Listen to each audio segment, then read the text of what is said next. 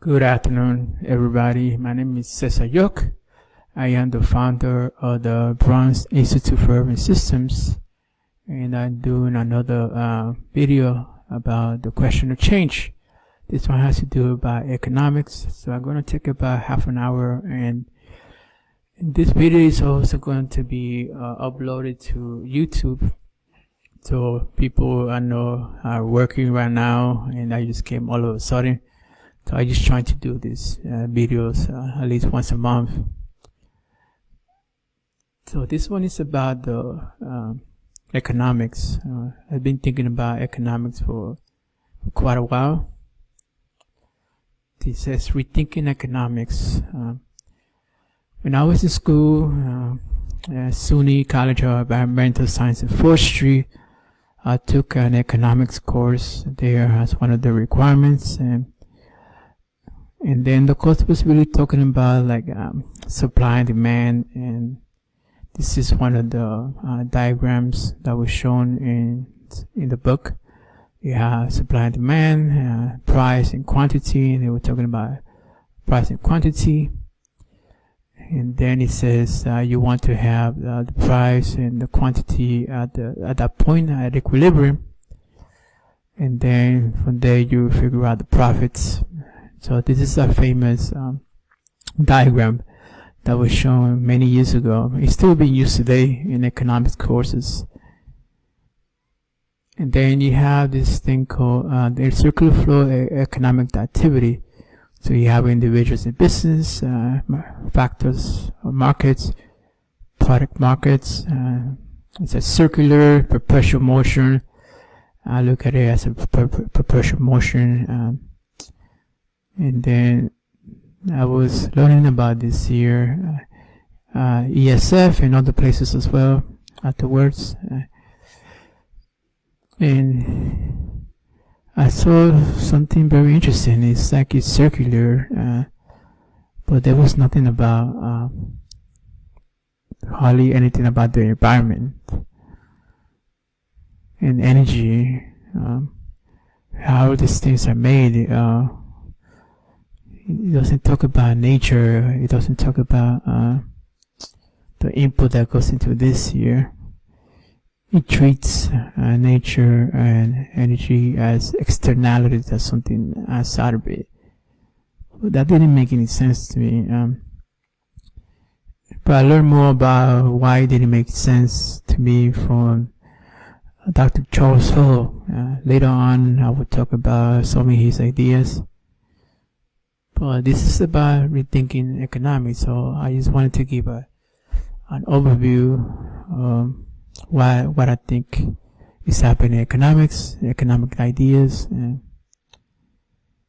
just give a summary. A lot of these ideas, you have a lot of extensive information, so it's hard to talk about this in half an hour, but I just try to get a brief overview. And this is also for me to outline and to understand the economics and what to do about it. So I had this book called Economics by Ha-Young Chang, the user's guide. In that book, he breaks up the different types of economics systems. This is not only neoclassical economics. So you have classical, neoclassical, Marxist, developmentalist, Austrian, Schumpeterian, Keynesian, institutionalist, behavioralist economics.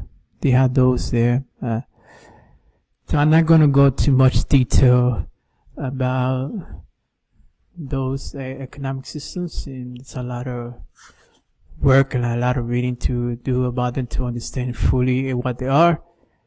But I will briefly talk about some of the things that make up what these economic systems are and what they look at. This is, and the economy is made up of classes for classical economics. The economy is made up of individuals for neoclassical economics. Marxist is about classes.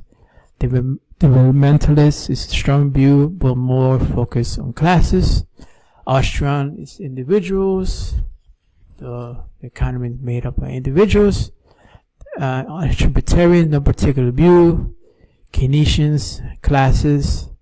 Institutionalists, individuals and institutions. So it mostly talks about institutions making up the economy, and individuals as well. And they're behavioralists, individuals, organizations, and institutions. So then I'm gonna go to a couple of more. The world is classical. He says certain iron laws. Neoclassical is certain with recalculable risk. Marxist is certain laws of motion. Developmentalist, uncertain but no strong view. Individual, Austrian is complex and uncertain. And then libertarian, no strong view but complex. Keynesian, the world is uncertain. The institutionalist, complex and uncertain. Behavioralist, complex and uncertain. So the other one is I'm gonna briefly mention. It says policy recommendations. So in classical economics, it says free market. Neoclassical says free market or interventionist, depending on the economic view on market failures and government failures. Marxist, it says socialist revolution and central planning. So policy recommendation has to do with central planning. And then developmentalism, temporary government protection and intervention. Austrian, it talks about free market. Libertarian, ambiguous capitalism is doomed to atrophy anyway. Keynesian, active fiscal policy, income redistribution towards the poor. That's Keynesian economics. Institutionalist, ambiguous, depends on the economists. And then behavioralist, no strong view, but can be quite accepting of government intervention. So the final one I will go to, because I think this is very important. Economics change through. In classical economics, it says capital accumulation, investment, and then neoclassical individual choices, and then Marxist is class struggle, capital accumulation, and technological progress. Developmentalists, I can't pronounce that word. Developments in productive capabilities.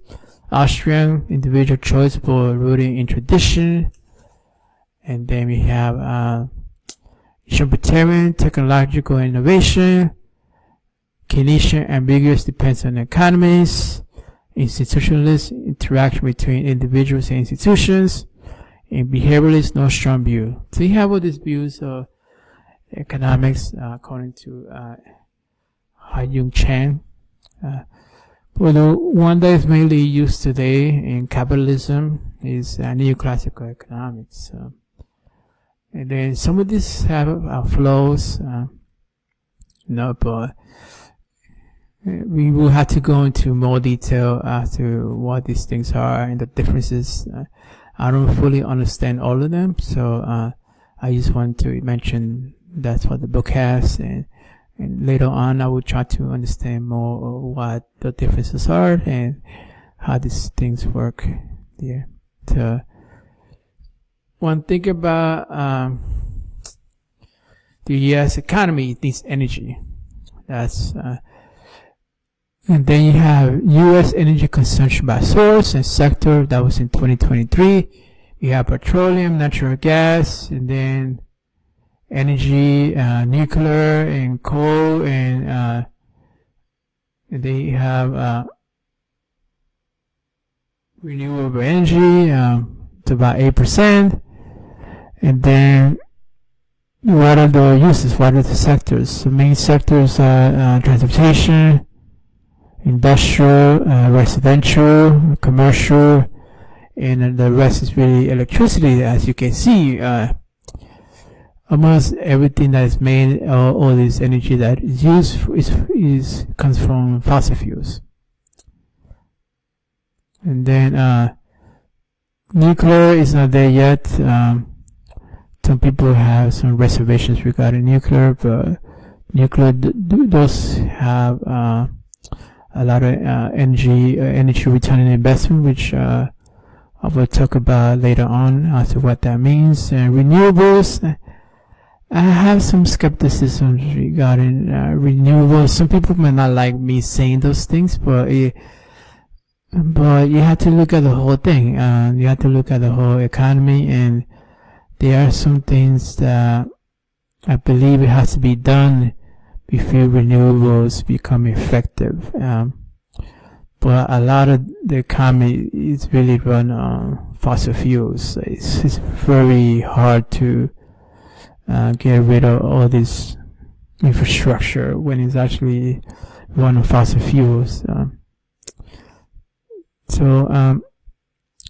Some ideas that came out regarding biophysical economics, which I will talk about, and also this idea of energy return on investment, which I will talk about later. I'm just going to mention Stanley Jevons.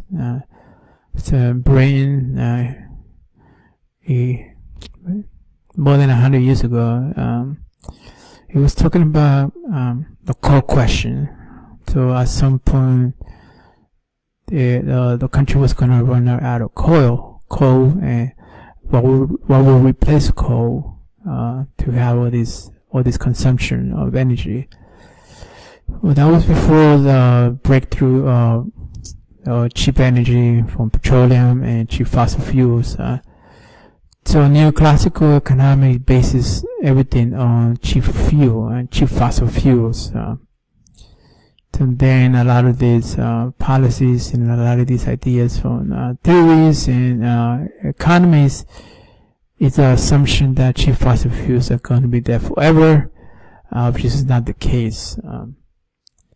And also, many of us know and that studied this from a natural perspective and also from ecologists, and all the people that look at the earth and study what's happening in the earth, and we deal with climate change, and also other researchers think that one of the major problems is not going to be climate change, it's going to be natural resource depletion.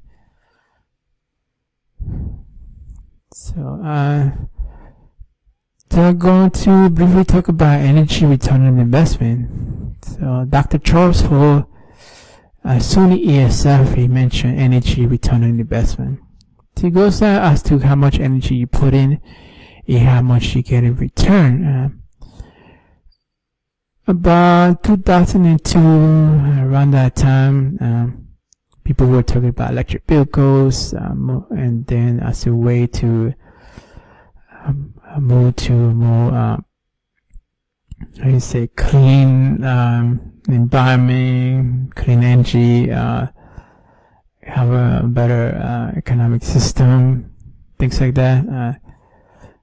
And then later on, people were talking about ethanol, hydrogen fuel.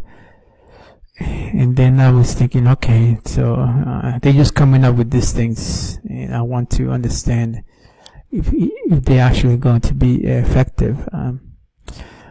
So Dr. Joseph came out with something called energy return on investment. So in some of his calculations, with the data that was provided, he saw that ethanol, methanol, or some form of biodiesel, you don't get much in return. So the best would be 1:2 ratio. So let's say you have 1 gallon of oil and you get 2 gallons in return. And sometimes it's negative return. So you actually put in more energy than what you get out of it. And they have tar sands, the same thing. You put more energy and you get less out of it. So it goes like into domestic oil in that time period in the 1930s. It was 100:1 ratio. So that means, I have to say 100:1. I say 1:2. No, it had to be the other way. It's 2:1. So 100:1 means you get, let's say, 1 barrel of oil you put in, and you get 100 barrels in return. Well, over time that has changed. Today it's almost like a 13-to-1 ratio. And it goes hydroelectricity has a high amount as well of energy return on investment, and then you have photovoltaics and these things. So when I talk to people about renewable energy, I try to be as clear as possible that I'm not against like photovoltaics and renewable energy. It's that we have to move to that, but it's more complex than just moving toward just photovoltaics. There has to be an energy reduction. And consumption demand has to reduce in order for this to be effective. We're still consuming like we are using fossil fuels. It's not going to work. It doesn't give the same amount of reward compared to fossil fuels. So then people say, yes, well, you're thinking about economics. You say you mass produce it, and it's going to make it cheaper. You're going to get more energy out of it. And then I'm like, okay, that makes sense for neoclassical economics point of view, but you have to think of it from other points of view as to what could happen and what may happen. One thing I told them is that yes, and if you mass produce this, you have to have resources that makes these things. So over time, the energy return on investment is going to decrease. So let's keep going to the other ones. So some people can come up with something called psychoanalysis.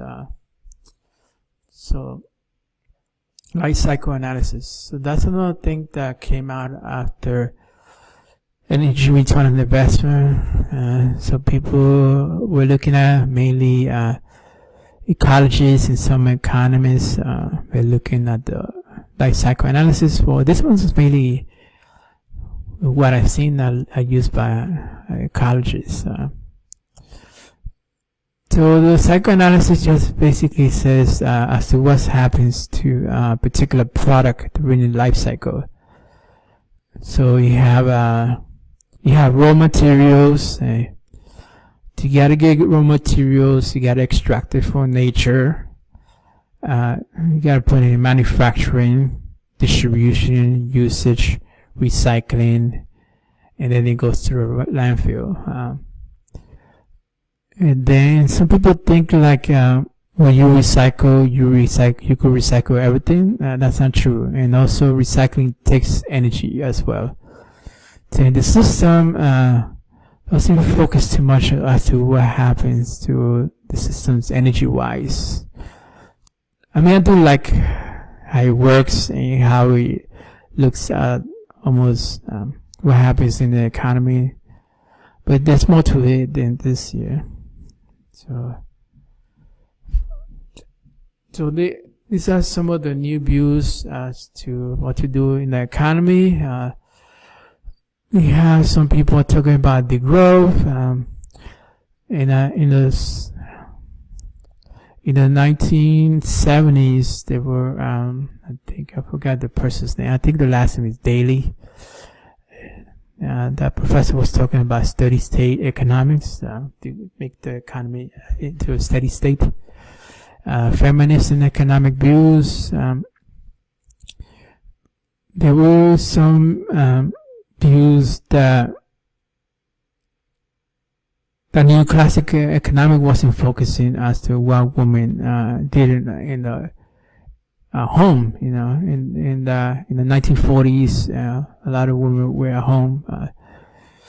So things have changed today. But then it was like, what does the role women play in the economy? You know, that what they do in the house may not be seen in the economy, but it's a very important function for the economy. So then you have circular economics. That one sounds a little bit more like the other diagram that I showed you before. So ecological economics, environmental economics, donor economics, biophysical economics. So all these things tries to tackle economics and tries to see what could be done to rethink economics.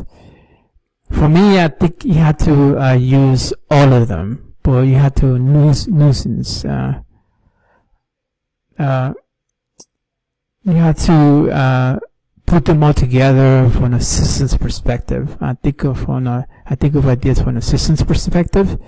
Systems is a little bit holistic, and it could tie in all these people and all these ideas together.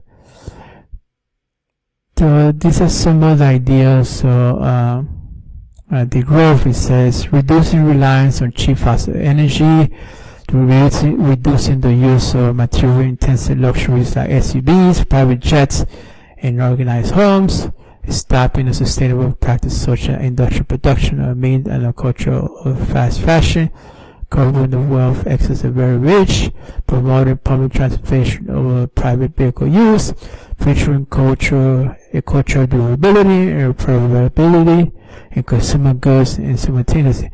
I do believe a lot of these things are what this person is saying. So I believe the author that a lot of people know in regards to a. Okay, let me see. In regards to regrowth, is Jason Hickel. So he wrote this book called Less is More: How Did Growth Reshape the World? It's fine what he says there, but I do have some doubts regarding some of the things he has in that book. And then another idea is circular economy. I've seen this before. It's more like recycling. He mostly focuses on recycling. So like I use all the picture life cycle analysis. It's very similar to a circular economy. But also think of it like it's trying to sound different than neoclassical economics, but a lot of times it just makes it look like it's still like a circular economic system, which it is kind of what neoclassical economics does. So it does focus a little bit more as to what happens in the process: reform, reduce, reuse, and then reuse again, recycle, and design. But again, it doesn't focus a lot on the energy. I mean, you could reduce, but how is that going to happen? How much energy is going to be needed to reduce? And then in all these phases, you're going to have some form of energy input or output. That's just the way how thermodynamics works. The laws of thermodynamics. You're going to have waste throughout any set there. And also a very hierarchical in thermodynamics. So over time, you lose the energy capability lost. Meaning, like, that's what happens to a car. You put gasoline, and they say a gallon of gasoline at the beginning, and then it runs, but over time, it just is being degraded. So it's not useful anymore. So this is what happens in the system here. It degrades, energy degrades, and at some point it's not, you can't use it to make motion or to make something happen. So, and then, so that it goes against a little bit of the laws of thermodynamics. Well, I do like it that it does recycle, it does reuse, but it still has a lot of things that needs to be worked on.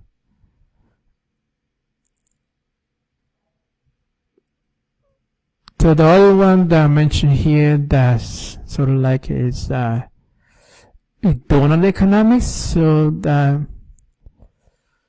in donut economics, the author Kate Raworth said, think of it as a donut. So outside of the donut, it has to do with the herbs. you have to be within Earth's boundaries. Like we don't want to go cause too much damage to the atmosphere, to all of this are happening around the Earth that will hurt the economy. And then having the right balance. But we have everything available for us. We need to be in the side of the donut, in a piece of the donut that is good for us, that is not too much detrimental towards the Earth. It is not too much detrimental towards us. We need to be in a good side of it, of the donut. So, the person said that we have to look at the gender equality, housing, networks, energy, water, food, health, education, income, peace and justice, political voice, social equity. And then he says the safe and just space for humanity, regenerative and distributed economy. So we have an ecological ceiling. So if we go above the ecological ceiling, you're going to have air pollution, ozone layer depletion, climate change, ocean acidification, chemical pollution, freshwater withdrawals, land conversion. So we need to be in the right place of the donut. So I do like that. Well, I used to like the piece at the energy. I think it still overlooks energy, how important it is. So I go more towards what Dr. Charles Hall wrote about. So he wrote about the flows of neoclassical economics in energy and the wealth of nations. But I knew about some of these things like years ago, 20 years ago. But a lot of people just didn't want to focus on thinking about other ways of rethinking the economic system and going against capitalism. But then I started looking at what was happening in politics and everything. It's just sometimes a very narrow overview of economics. A lot of politicians talk about jobs and then GDP. I understand jobs are important and I'm going against that, but it's more to it than that. A lot of times neoclassical economics requires to have unemployment in order to function. So it's a mixed thing. So I just wanted to rethink the economics. And then I just was going to different books and trying to see how to put this together. I'm not there yet, but I think all these books and all these ideas, if it's put in the right systemic way, and then using systems thinking, putting energy as a focal point, and also social and cultural thinking. In psychology is a major one. A lot of people don't talk about psychology, but we are made to nudge to buy products because people say it makes us happy, but it's really the economic system that forces that. But this is the one diagram that really talks about what happens in the economy. Energy sources, you need to have energy sources. If you don't have energy sources, you do not have an economy. Raw materials, we have to worry about the systems that happens in the ecosystems, in the earth, hydrologic system, carbon, and all the systems that happen in the earth, extraction, exploitation, that happens a lot, exploitation. When we consume, we have these products, we exploit. So we have processing, manufacturing, consumption. So a lot of the economy focus on the processing, manufacturing, consumption, and then that's it. But it doesn't talk about energy. It doesn't talk about consumption. It just makes it look like from a social perspective. A lot of the times when I read the economics, it sounds like very like from a social science perspective. And it's not ecological. You need to have some from a social science perspective in psychology because people make decisions as to what they want to buy. But a lot of times it's just, when I look at things, go to the store, it's like we are lost. You have like 1,000 types of cameras or 1,000 types of headphones. It's just hard to know, and a lot of times just people just go about what others are doing. Like in let's say you have shoes and you want to sell the shoes. Don't a lot of times people buy what others are wearing. That's what some psychologists say, some economists say. So I wanted to go into more details about these things later on. I just want to give a brief overview. But when I'm thinking about renewable energy, just be aware that I'm trying to think of everything. I'm not against renewable energy, but if we don't have reduction in consumption, if we extract, at some point we're not going to have enough to be able to consume like today. You know, it's going to be more difficult. To my opinion, it will be. But there's evidence out there that might happen. The errors will decrease. Some people are thinking of nuclear. I'm not against nuclear, but at some point it might come down to that if people keep consuming like nothing's changing. So okay, so thank you, and I will put this in YouTube later on. Okay, thank you, and have a good day. Bye.